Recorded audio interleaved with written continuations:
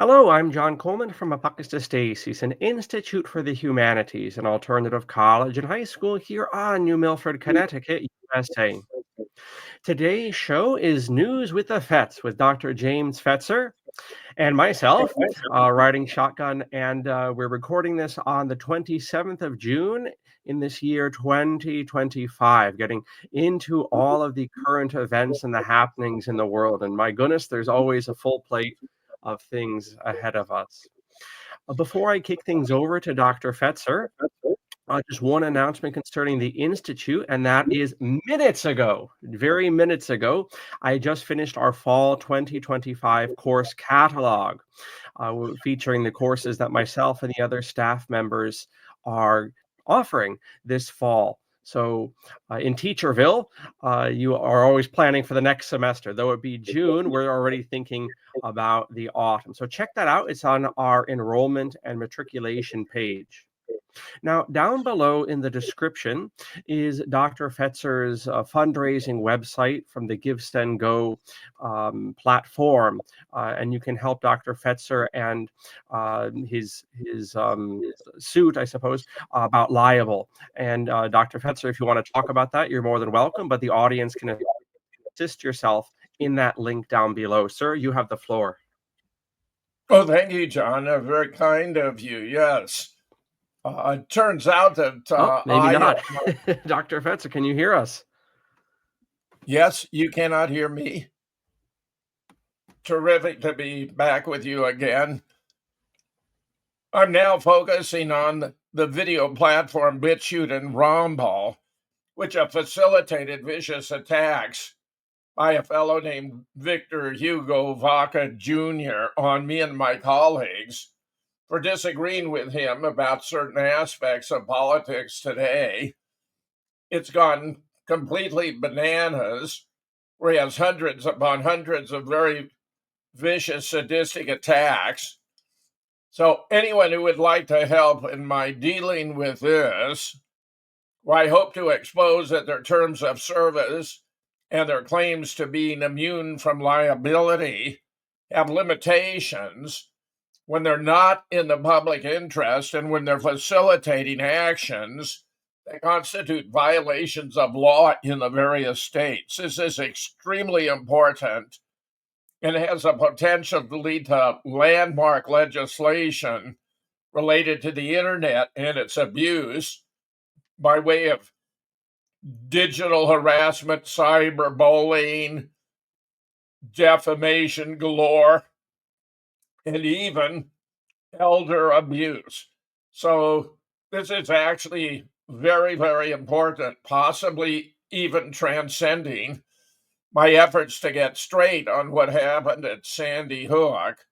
So I'd encourage anyone who has the resources to make a contribution, however modest, that would be most welcome, at givesendgo.com/fundingfetzer. Meanwhile, turning to current developments, the shaky ceasefire appears to hold after Trump tells Israel to stop the bombing.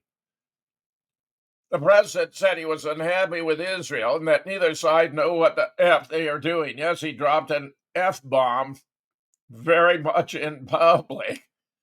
The fragile ceasefire appears to be holding, Trump publicly urging Israel to stop the bombing, which is most unlikely to happen because Israel basically has lost this 12-day war with Iran.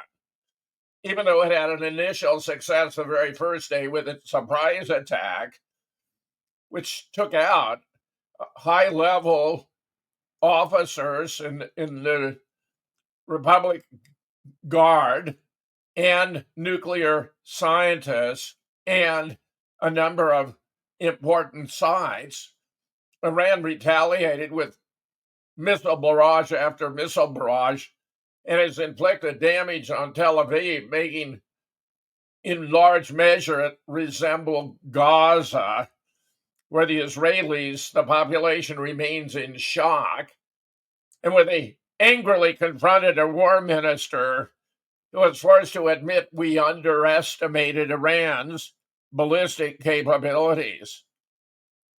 It's a fundamental principle of war to never underestimate your enemy, but it happened here. Trump announced a truce Monday night, followed by heavy Israeli attacks on Tehran, which then hit back with several waves of ballistic missile strikes. Iran violated it, but Israel did too, Trump told reporters before boarding White House lawn to head to the NATO summit at The Hague. Instead, as soon as we made the deal, they came out and dropped a load of bombs, the likes of which I've never seen before, the largest load we've seen. I'm not happy with Israel. When Trump announced a ceasefire, he said it would take effect in 12 hours. When I say you have 12 hours, you don't go out in the first and just drop everything you have on them. So I'm not happy. I'm not happy with Iran either, but I'm really unhappy if Israel that came out this morning because of one rocket, he said. We have two countries that have been fighting so long and so hard, they don't know what the F they are doing, the president added. And this was widely broadcast without any edits. According to a report from Axios, Iran fired 3 missiles, either intercepted or landed in open areas, so Iran denied it fired missile past the ceasefire deadline. And by the way, Iran has been very scrupulous in adhering to the law and agreements, such as the Joint Comprehensive Plan of Action in the past, from which Trump withdrew the United States in 2015, even though Iran was in complete compliance. Inspectors were present. They were adhering to very low limits for their peaceful nuclear energy program.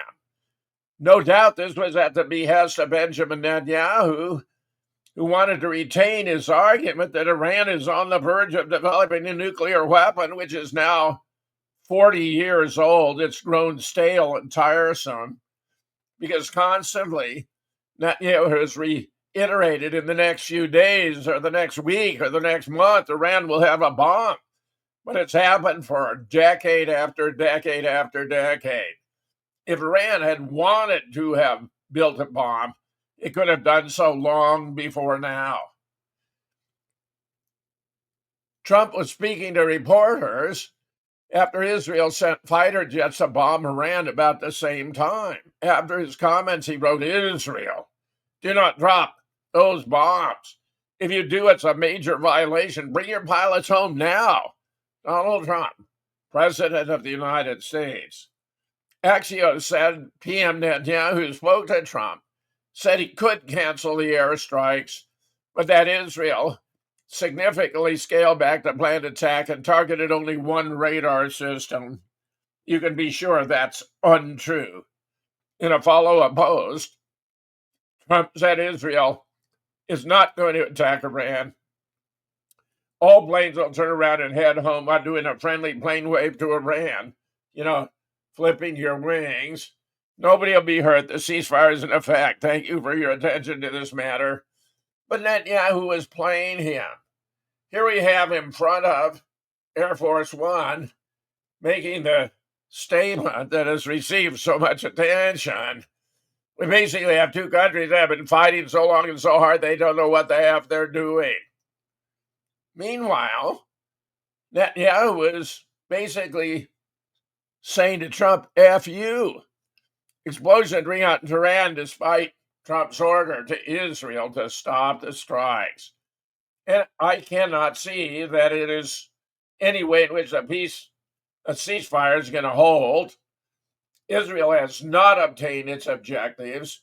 Iran is standing strong in the eyes of the world. And because they were subject to a sneak attack, most of the nations of the world are rallying to support Iran, with reports several are offering Iran nuclear warheads from their own supply. So, who has escalation control now? Who will keep it after the ceasefire? The imposter syndrome versus superiority complex? President Donald Trump and the Israeli cannot accept that in this round of the war against Iran, they are losing escalation control. Trump and his NATO allies will not accept this is what Russia is taking from them on the Ukrainian battlefield as well. in the history of the world has never happened. People with superiority complexes as all-consuming as Trump's, the Israelis and NATO leaders can't see through the dark to their toilet. And when they get there, do their business, they can't flush because their electricity and water supplies have been destroyed by missile attacks. I mean, that's a rather colorful way to frame it. Meanwhile, initial U.S. intel assessments say the U.S. did not destroy Iran's nuclear sites, even though Trump claimed it had been a complete demolition job. That appears to be false. He spoke in haste. He will repent at leisure. CNN reported Tuesday an initial U.S. intel assessment has found U.S. bombing of 3 Iranian nuclear sites did not destroy the core components of the sites and likely set Iran's nuclear program back by only a few months. The assessment was prepared by the Defense Intelligence Agency of the Pentagon and was based on a battle damage assessment from U.S. Central Command and could change as the U.S. gathers more intel, so that the DIA assessment is U.S. set them back maybe a few months tops, a source told CNN.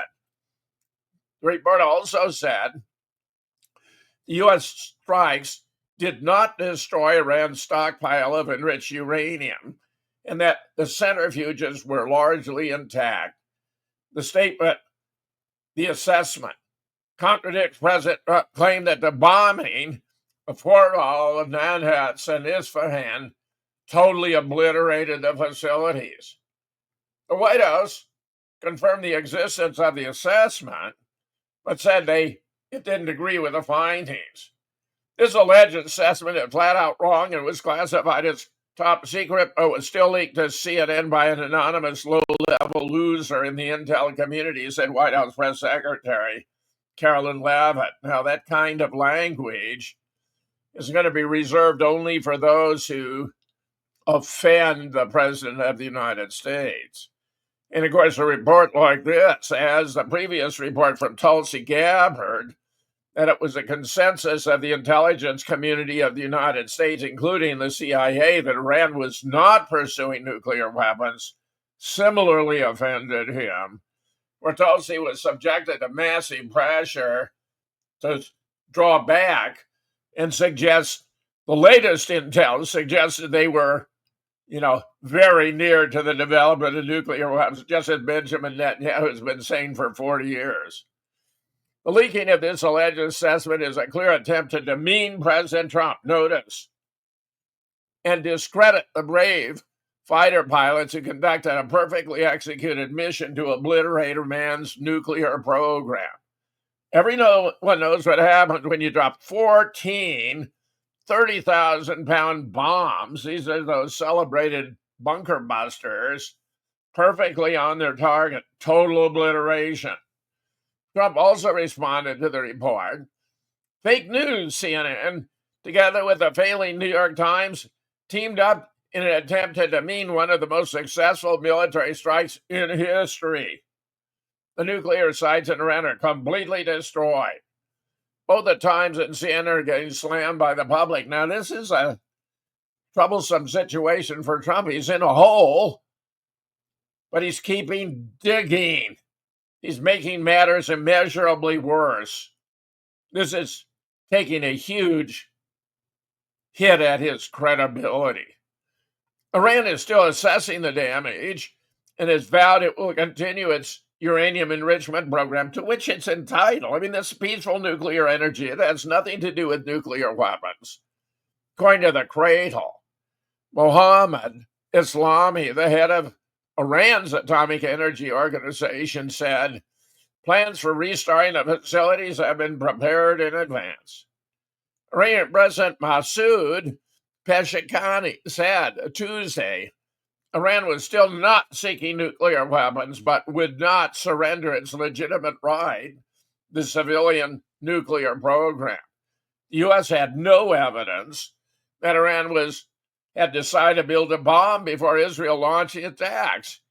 And Tehran actually had been asserting during negotiation it was ready to reduce its enrichment level as part of a deal with the United States. Meanwhile, Here we have from Iran further reports confirming the absence of significant damage to their nuclear sites. Iran reported full containment after U.S. strikes on key nuclear sites, saying critical infrastructure is intact, warning of a measured response to Washington's actions. In its first official response, Iranian authorities stated the attacks caused no radiation leak or risk to surrounding population, confirming the structural integrity of the targeted sites remained intact. This came shortly after Trump announced on Truth Social that the U.S. had carried out what they described as a very successful attack. Iran's National Nuclear Safety Systems Center, which operates under Iran's Atomic Energy Organization, reported monitoring systems had not detected any radioactive contamination at the Fordo, Natanz, or Isfahan nuclear facilities, affirming all systems were operating normally and that the situation was under control. There is, therefore, no danger for inhabitants living around those sites, they have stressed. Similarly, a member of Iran's parliament, Representative Qom, the province where the Fordo facility is located, affirmed preliminary inspections confirm no nuclear radiation. Based on verified information, I can say that contrary to the American president's false claims, and the question becomes how many false claims, how many blatantly false, obviously false claims can a president of the United States assert about matters of great national and even international significance and retain its credibility? The Fordo facility did not suffer significant damage. Most of the impact was surface level and easily repairable. Iranian MP Trump's claims are false and exaggerated. Raisi described the U.S. president's statements as exaggerating or the lack of casualties at the Fordo site as evidence of the superficial nature of the strike. He's, of course, correct. Trump's fabricated claim about Fordo's destruction only highlights how ineffective the sites truly were. So superficial, not a single martyr has been reported at the site. He also warned the attack represents a direct escalation. This act of American aggression marked clear and direct involvement, stressing that Iran alone will determine the timing and nature of its response to a reckless provocation. Meanwhile, Qom's emergency management headquarters assured the public there's no threat to the city and nearby areas. Local media outlet IRNA interviewed residents who reported no signs of a major explosion or disruption. Traffic along the Qom-Isfahan highway were observed moving normally. Meanwhile, the Fars news agency released a video from the area surrounding the facility showing no visible destruction. In a similar vein, Al Mayadeen's correspondent in Tehran reported initial findings contradicted the U.S. narrative, confirming that only external areas, such as gates and perimeter fences, were struck. Meanwhile, a Saudi radiation agency supports Iran's version. According to Iranian officials, side-by-state media, precautionary evacuation of the 3 nuclear sites had already taken place in anticipation of possible escalation. In fact, John, there's video showing all these trucks lined up removing the contents of those facilities that have been broadcast internationally. Guam's emergency center confirmed, too, that Fordo had been preemptively cleared. Further validating Iran's account, the Kingdom of Saudi Arabia announced its Nuclear and Regulatory Commission had detected no signs of radiation anywhere in the kingdom or the broader Gulf region. This independent confirmation reinforced Iran's claim the core infrastructure of its nuclear facilities remained unharmed, and that the attacks failed to inflict any substantial or hazardous damage. Your thoughts, John, about the attacks, the president's assessment, and where things stand? Yeah, so much to say, and thank you for giving us that fine rundown there, Dr. Fetzer. On the one hand, again, it appears that Mr. Netanyahu, Prime Minister Netanyahu, needs to have wars going on in order to maintain whatever position he's been able to recuperate since he was originally ousted from power. And so it looks like they're running out of Palestinians to murder, and so the aggression now has to go to the Syrians and other people around them, including now the Iranians, the Christmas wish or the Hanukkah wish of Prime Minister Netanyahu. It seemed, my goodness gracious, a week ago, it seemed that the Zionists had gotten their war. And it's remarkable because obviously the topic of Israel seems to be a real area within the MAGA coalition where there's a difference of opinion, where there's a lot of Zionists and then a lot of anti-Zionists, and it's almost as if Trump was throwing a bone to the Zionists because they've been very much appeased. I'm talking the American Zionists and that sort. Um, they've been appeased by this because I know some of these people IRL in real life, and they think they're over the moon with this. Oh, look, we're showing them. It's like they drug out all the old neocon talking points. So we got all those scary Muslims. We put them in their place, and yet, it appears thus far that the United States has not been tricked into fighting another one of Israel's wars in the sense that happened with Iraq. And the Iranians, as I've said on the show before, deserve tremendous credit for the amount of restraint that they're showing to these provocations. So those are some initial thoughts I have on this ongoing story. We'll see what comes of it. Um, it seemed, Yes, I mean, initially a week ago, it seemed Trump had collapsed into the hands of the Zionists, and he hasn't followed up completely with that, has not given them what they wanted, and the Iranians have been very reserved. So the only one right now that seems left out in the cold and didn't get really what they wanted was the extreme fanatics in Tel Aviv who really want to have a regional war.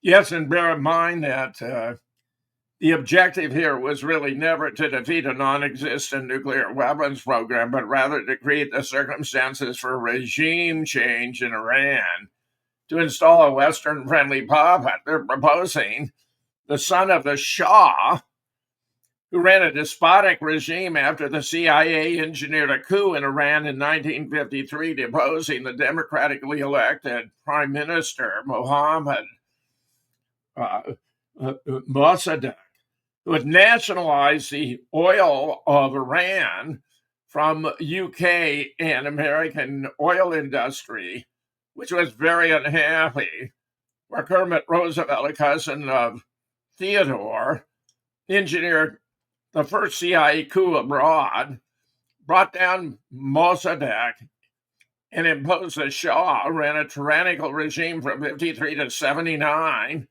using the Solvac, which is a notorious secret service, secret police that implemented torture, murder, and so forth, a regime of horror to which the Iranians most certainly do not want to return. But of course, American media, which is dominated by Zionist influences, suggests that was when the Iranians recaptured control of their government and took the U.S. embassy, they were striking first blood, which was completely contrary to the history. So there are many Americans who believe that when the Iranians chant, death to America, that they are the aggressors, but they're responding to the great Satan America, who stole their country from them and imposed a reign of terror from 1953 to 1979. John, it's so important for the American public to understand these facts of the matter. And if And I of can course, interject, just yes, briefly, something that struck me too is both Prime Minister Netanyahu and this puppet, the son of the Shah, and all this. They both gave speeches in English. It shows you. I mean, they're playing to their interests in America. That really struck me that these speeches were given in English. They weren't given in Persian or Farsi or whatever, or in Hebrew, or what people call Hebrew. So it was really interesting, just the performative nature of this provocation too. yes, excellent point. And bear in mind, it's parallel to the war in Ukraine. It's really not so much to defend Ukraine. It has everything to do with defeating Russia. In order for the international bankers, financiers, companies to exploit the vast natural resources of Russia. This is a war motivated by greed, by desire to appropriate resources that belong to another nation, which have been so typical of American-inspired wars in the past, which led Smedley Butler, the most celebrated Marine Corps general in history with 2 Congressional Medals of Honor, to write a booklet entitled War is a Racket, in which he explained that his forces, he spent his career implementing policies to benefit bankers and financiers who had no interest in the United States, but only in promoting their own benefits financially by massive profits by means of similar exploitation. So there are lots of lessons to be learned here. Meanwhile, the Iranian missile strikes have been devastating. Parts of Israel now look like Gaza. Here are some photographs substantiating. Iran launched waves of airstrikes as the deadline approached for the ceasefire, to which Tehran is reported to have agreed. The launches came Tuesday after 4 a.m. local in Tehran, when Iranian Foreign Minister Abbas Araghchi said Iran would stop its attacks if Israel ended its airstrikes. Waves of missiles sent Israelis to bomb shelters for almost 2 hours that morning. Several were reported killed, but there was no immediate word of further attacks. Israel's Magen David Adom rescue services said at least 8 more were injured. The Israeli military later said people could leave shelters, but cautioned the public to stay close to protection. Trump's announcement that Israel and Iran had agreed to a complete and total ceasefire came soon after Israel launched a limited missile attack Monday on a U.S. military base in Qatar, retaliating for the U.S. bombing of its nuclear sites. And of course, there's a major American base there. Meanwhile, Israel said later it had agreed to the ceasefire, having after achieved all of its aims in its war with Iran. Not likely. Take a look here. This is not Gaza. This is in parts of Israel. Or here. Or here. Or here. Or here. Or here. This is absolutely stunning, John, where the Israelis have never been subjected to attacks of this caliber and are very disenchanted with their own government. Meanwhile, warning for Trump. Surprise poll offers harsh verdict on Iran strike. Are you surprised Trump moved so quickly to try to force a ceasefire? Read this striking new survey data and you won't believe Americans don't trust him to wage a long war. If any political commentators or Democrat politicians are tempted to see the political battle over President Trump's bombing of Iran through the prism of a run-up to the Iraq War 2 decades ago, here's a tip. Don't. For politicians and pundits of a certain age, it's normally assumed military action will unleash a rally around the flag effect, leading the public to reflexively approve decisions by the commander-in-chief, particularly should he be a Republican, and automatically see criticism of him as unpatriotic. But it's unlikely we'll see a similar dynamic this time around. A surprising new CNN poll shows why. It finds that 56% of Americans disapprove of Trump's bombing of Iran. only 44% approve. Strikingly, 60% of independents disapprove, suggesting the middle of the country is not with Trump on any of this. Tuesday, while leaving for the NATO summit, Trump erupted at Israel and Iran for violating the ceasefire. He announced on Truth Social, fuming they don't know what the F they're doing. Iran launched a strike after the ceasefire, but Israel's response appeared deliberately limited, suggesting both countries want a lasting truce, which Trump highlighted to claim victory. Trump's anger, combined with the new CNN poll, illustrates a complicated tension about this moment. On the one hand, if the truce holds, it's very possible the CNN polling conducted before the ceasefire could flip, and the country might very well end up approving of his handling of the situation. Meanwhile, Judge Andrew Napolitano featured Scott Ritter and gave a scathing denunciation of the unconstitutional, illegal action Trump had taken by bombing the Iranian sites, which was also an act of perfidy because he told the Iranians they had 2 weeks to decide whether or not to engage in negotiation for a new nuclear deal. 2 weeks, and then 2 days later launch the attacks. Anyone who wants to hear the most clear, distilled, forceful, articulate denunciation of Trump on constitutional grounds, Judge Napolitano provides it here. Meanwhile, Al Green brought an impeachment, just as Judge Napolitano had suggested. This was a clear-cut violation of the Constitution and was an impeachable offense. Al Green brought a motion to impeach on totally bona fide, absolutely impeccable, rock-solid grounds, and yet the Democrats voted to kill it.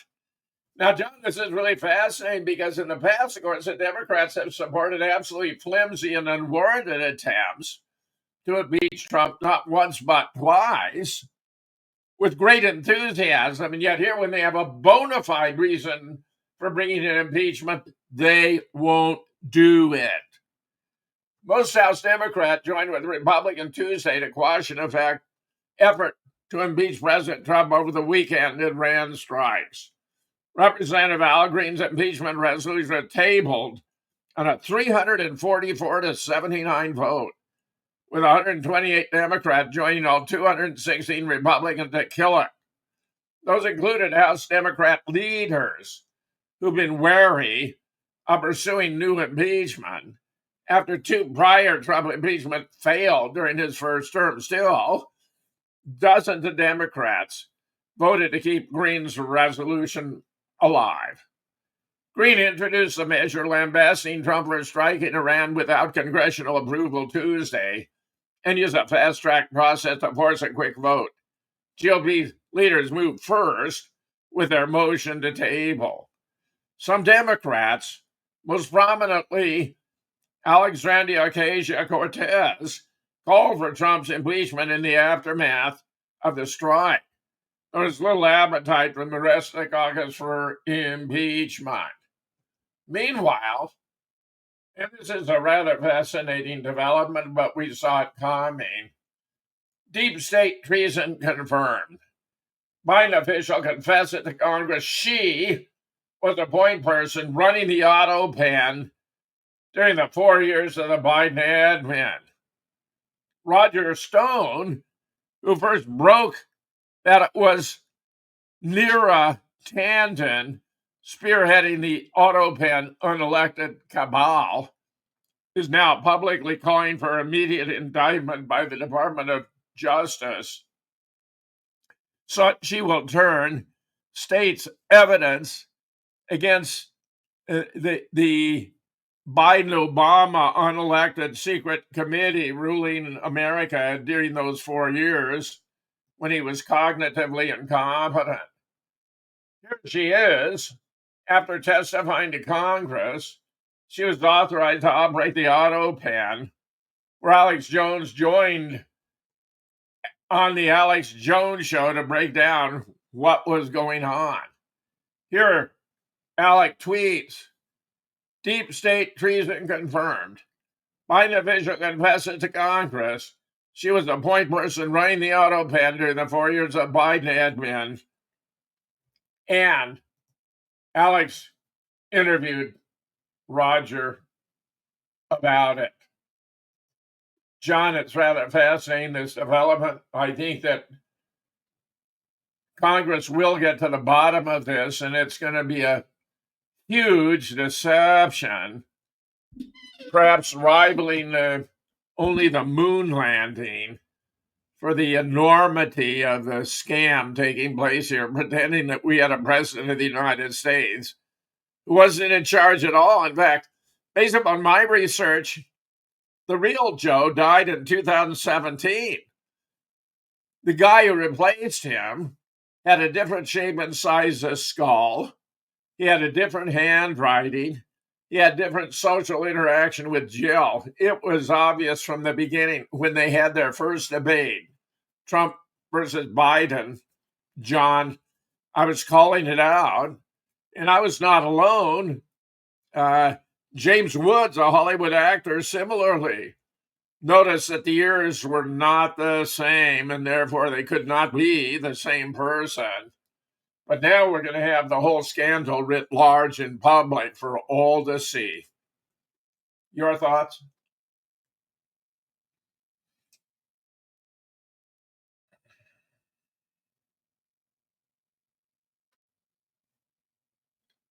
John, now you're frozen, oddly enough. You are frozen.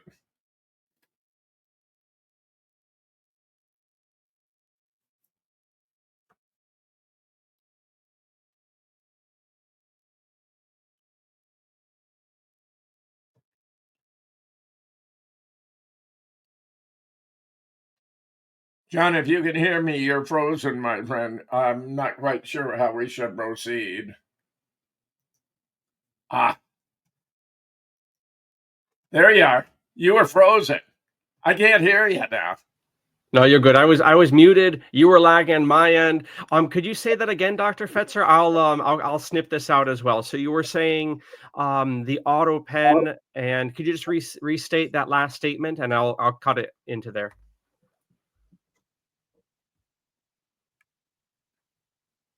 Based upon my research, the real Joe actually died in 2017.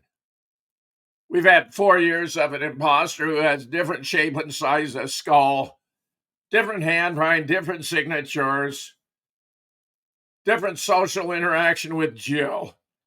So now a fraud, the enormity of which might even be compared to the moon landing hoax, is going to be exposed for the public and all to see. The reverberations are going to be substantial. John, your thoughts? Yes, it's going to come out. I mean, I think a lot of Joe Blows in this country, just guys on the street, could see what was happening for sure and certain. And of course, there was the mask when he was in Ireland. The actor was in Ireland, and he put his finger to itch his neck, and the finger was like a Tempur-Pedic mattress, and it kept the fingerprint, which is not how human flesh works. Or the discussion of who was it? Arthur Roberts or Jim Carrey being masked men. In addition to what you said about the 2017 death of Biden, it's all coming out. So much so that one of the news readers, certainly not a reporter, but Jake Tapper, recently produced a book called Original Sin. I mean, it's almost like they know, even the power structure and the goons in the power structure know the whole Biden lie is going to come out. So they're like going as far as they can to say this was all nonsense, while still, trimming their sails with their masters. So that was very interesting. They published that book, Original Sin, that, someone on the inside didn't quite go so far as Biden was dead or it was a guy in a mask, but saying that they went as far as saying, well, he was basically retarded, in the true sense of the word, for 4 years, and people were just acting and pretending, and this was a big fraud. So for the cathedral, for the power structure to admit that much indicates, I think, exactly that they know the whole lie is going to become very public quite soon. John, it's such a joy to join you for these programs. I just thank you once again. It's my pleasure. Yes, and same here towards you, Dr. Fetz. I appreciate your time. For the audience, appreciate your time as well. And between now and the next time Dr. Fetzer and I speak, which we'll schedule off camera shortly, if you look at the bubble here, you can head over to Dr. Fetzer's site and see all sorts of resources there. This will be down below in the description. Also, Moonrock Books. You can see and buy the different texts that Dr. Fetzer has put out. How many have you written, Doctor, on that site there? How many do you have available? Well, I have eight books there, but six of them have been banned by Amazon.com. And to get the Sandy Hook book, you have to go to my blog at jameshfetzer.org. Go to Fake News, The Truth versus Alex Jones.